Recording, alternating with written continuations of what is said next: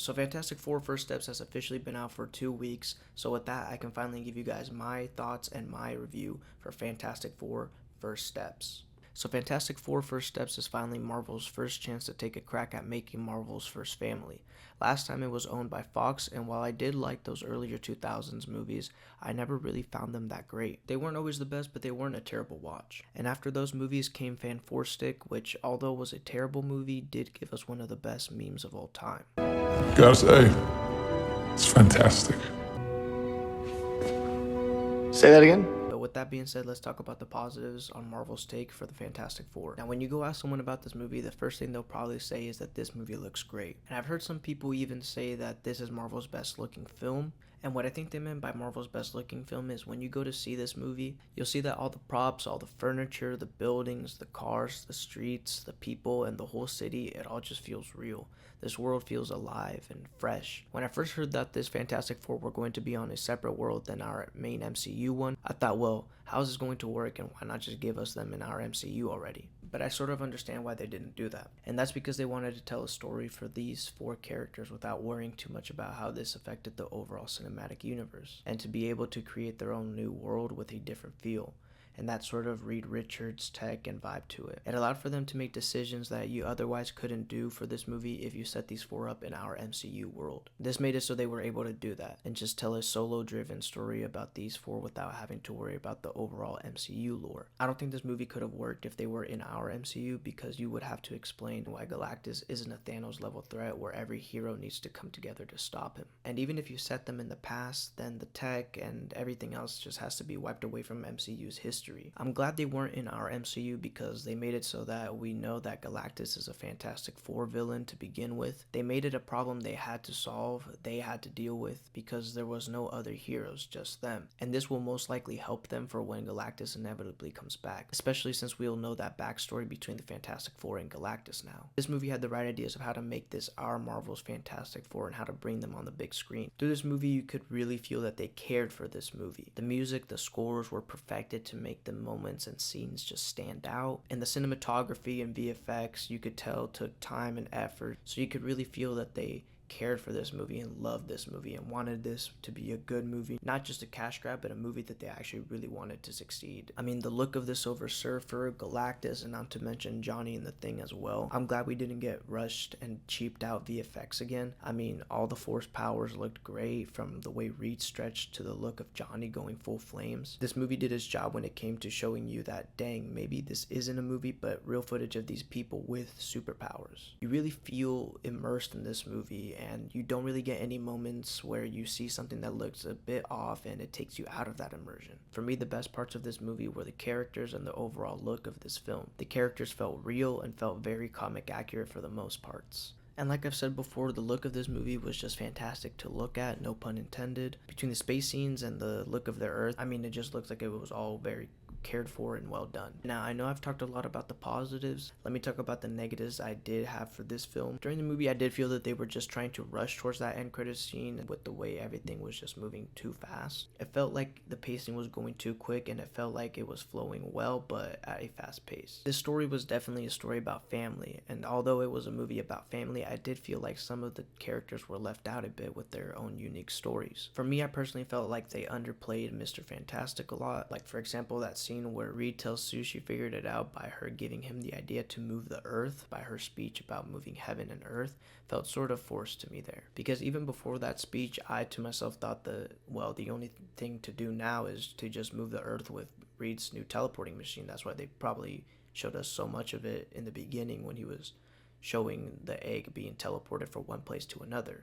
And if me, a nobody, could think of that, then I would assume Reed Richards, the smartest man on Earth, would have figured that out a long time ago. But he didn't. Even before that, Reed explained to Sue that he thinks of every outcome and every bad thing to make sure he's always one step ahead. So why didn't he see his new teleporting device to move the Earth even if it took too much power as an option? It just felt like it took him too long to get to that solution. I understand his encounter with Galactus probably scared Reed, knowing he was helpless in that moment in space and couldn't outwit this threat or use force. To me, it felt like Reed at times was just there to be that guy that just made whatever the plot needed made to be made. I will also say going into this movie, I was afraid that they wouldn't show us much of Reed's stretching powers, and I was more or less right. The way the old Mr. Fantastic used his powers in those unique ways and situations is what I was hoping to see a lot from this Reed. I was even hoping to see him maybe even stretch around and wrap around Galactus to at least slow him down for that final battle, but instead we just got a small showing of his abilities. All he did was stretch some arms and legs to climb things and attack Galactus with some pulls when stretching, which, yeah, don't get me wrong, it looked cool when he was climbing and stretching to get to those places, but I was just wanting to see more from him in that instance, and a bit more time seeing him actually use his mind. The Thing was also someone I felt they really didn't use much and kind of glossed over. We had hints to that inner struggle he has when he looked at those TVs and saw his old self, but we never really dove into that part of his character, just hints and teases. So I kind of felt like his character was kind of lost and not really fleshed out. And when it came time for the Galactus fight, I was very disappointed when I didn't see the Thing at least jump and throw some haymakers at Galactus. It was just him attempting a hit and getting swung out, then doing a dive bomb and then breaking a building to throw Galactus off balance. I wanted to see a bit more of action from the Thing. I was hoping to see a sort of Hulk versus the giant ship in Avengers type of style, like seeing the Thing just jumping onto Galactus and hitting off his armor or damaging him or something at least. But for the Thing, I just wished I saw more of that brute force for his fights, and definitely more of that inner struggle he has within himself.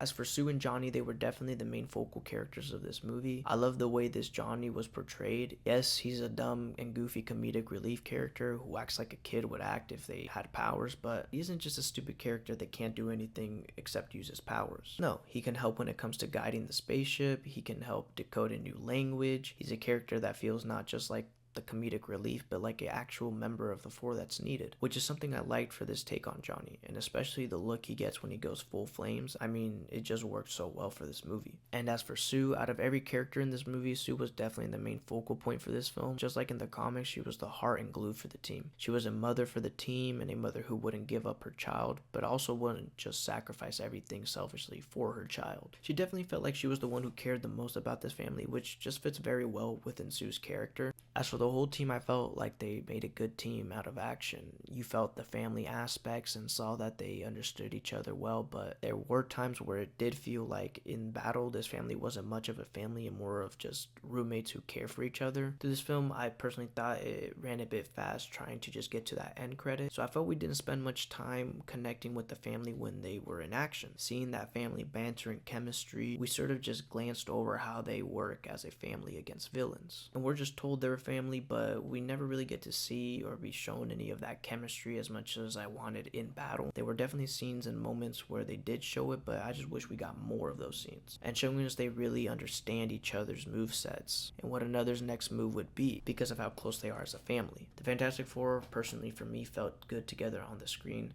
The way their relationship works in and out the home, I think could have been shown to us a bit more though, to really connect with the family on a deeper level. Just more time with them would have been better, like show us a scene where maybe sometimes Johnny doesn't wash the dishes and Ben always has to clean up after him, or that Reed's too much of a stickler on how things should be ran around the home. Just little things like that I wish could have been shown to us more. To really see that family dynamic rather than just showing us that they care for each other a lot, show us those family bantering and dealing moments a lot more. Just like that Sue appearing in Ben and Johnny's convo, and that small scene of Ben shaving and Johnny complimenting him on his new beard look. Small things like that I wish were just shown a lot more. But that's just something I personally wanted to see more, to be honest. I was also very disappointed with the amount of action within this movie. I do understand that, yeah, you can't do much action when your main villain is someone who can just grow and swallow your entire planet, but I would have loved to at least see the four put up a fight against Galactus using their abilities in smarter ways to throw Galactus off balance or something. I understand that Galactus is this huge being that can't be brought down with force, but Reed, being the smartest man, could have come up with a plan for, I don't know, Johnny to melt the ground and for Ben to smash the ground as well to throw Galactus off balance. Something along those lines. I feel like they cheaped out on us when it came to the action sequences versus Galactus. I will say the best action sequence was definitely the Silver Surfer chase sequence, but even then, not much fighting and more of just a visually amazing looking escape sequence. Not complaining though. I felt like Galactus was fairly used well for this film though. Given how big of a character he is, I think they made the right choices